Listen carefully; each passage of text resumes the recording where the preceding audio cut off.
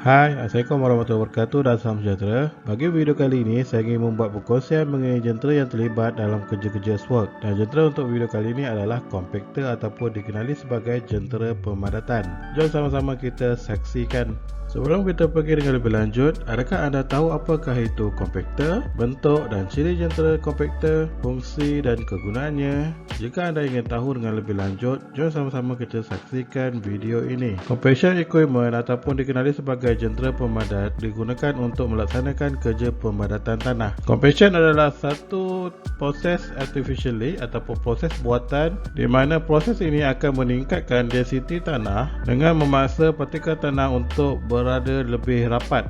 Proses ini akan memaksa partikel tanah untuk lebih rapat dengan membuang udara dalam ruangan void space ataupun lopang-lopang udara yang ada dalam tanah. Peningkatan density tanah juga boleh disebabkan oleh diffusion of water from void space ataupun membuang air dalam lopang-lopang ruang yang juga dikenali sebagai consolidation. Proses consolidation ini adalah proses yang memakan masa yang lama, kebiasaannya mencecah hingga bulan ataupun tahun. Barulah pemadatan akan dapat dilaksanakan dengan sempurna. Disebabkan proses yang lama, maka jentera pemadatan digunakan untuk mendapatkan proses pemadatan dengan lebih cepat. Penggunaan jentera pemadatan dapat meningkatkan kekuatan, dapat mengurangkan compressibility ataupun kebolehmampatan tanah, meningkatkan karakteristik perubahan isi padu tanah, dan last sekali adalah mengurangkan permeability ataupun keboleh-telapan air. Dengan ini, keadaan tanah akan lebih stabil, lebih kuat, kurang keboleh-mampatan, kurang keboleh-telapan air dan menjadikan asas tanah lebih kukuh untuk sebarang pembinaan. Bagi jentera pemadatan, terdapatnya compactive force ataupun daya pemadatan. Daya pemadatan ini terbagi kepada 4. Yang pertama adalah static weight. Semua jentera pemadatan akan utilize static weight ataupun berat sendiri. Berat statik daripada jentera itu akan memberi pressure ataupun tekanan bagi kerja pemadatan. Dan kebanyakan jentera pemadatan mempunyai daya yang dikombine sama ada dari static weight dan juga lain-lain compaction force. Pemadatan yang kedua adalah manipulation. Manipulation adalah kneading of soil ataupun perubahan pada struktur tanah apabila tanah dikenakan pressure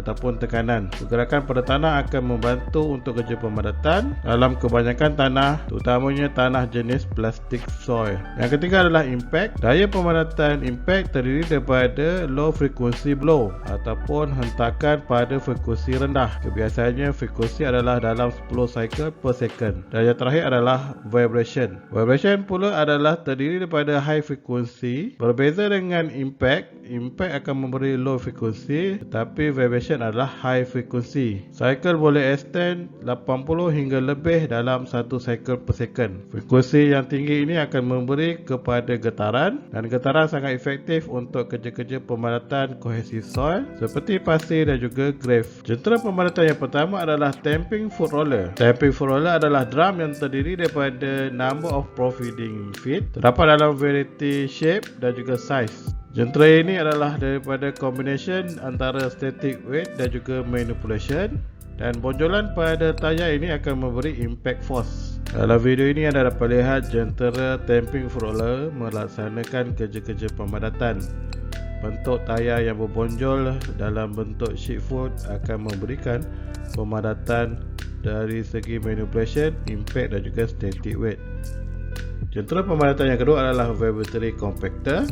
Vibratory compactor datang dalam pelbagai size dan juga type, sama ada small hand operate, plate type compactor dan self-propel roller. Dalam gambar ini anda dapat lihat vibratory compactor. Roller di bahagian hadapan akan memberi vibration frekuensi dan juga amplitude bagi melaksanakan kerja-kerja pemadatan. Dan jentera ini adalah jentera yang paling efektif dalam kerja-kerja compaction. Compaction force yang terlibat adalah dari segi vibration dan juga static weight. Video ini menunjukkan kaedah ataupun proses pelaksanaan kerja bagi vibratory compactor.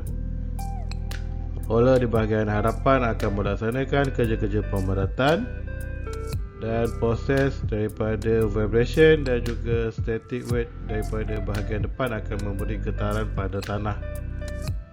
Jadi ini adalah proses getaran yang diberi pada tanah untuk melaksanakan kerja-kerja pemadatan. Jentera yang ketiga adalah smooth steel drum roller. Ini adalah gambaran bagi smooth steel drum roller, dan kebiasaannya kompakter jenis ini digunakan secara meluas dalam kerja-kerja pemadatan granular base, aspetic base dan juga bituminous pavement. Jadi roller compaction ini biasanya digunakan untuk proses pembinaan jalan. Static weight adalah primary compactive force dan terdapat tambahan dari segi vibration pada bahagian roller di hadapan. Dalam video ini anda dapat lihat jentera smooth steel drum roller melaksanakan kerja-kerja pemadatan.